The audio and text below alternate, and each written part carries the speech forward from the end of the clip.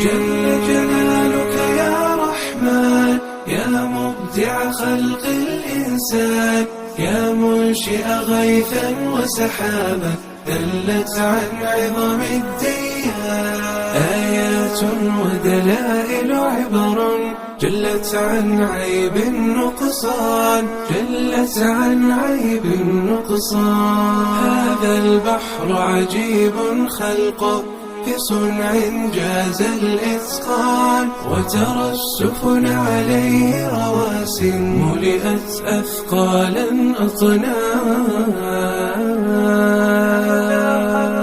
هذا خلق الله إلينا إن رمت دليل الإيمان فسماء قد ملئت شهبا ونجوما في كل مكان هذا ربي من زينها بمصابيح بلا نكران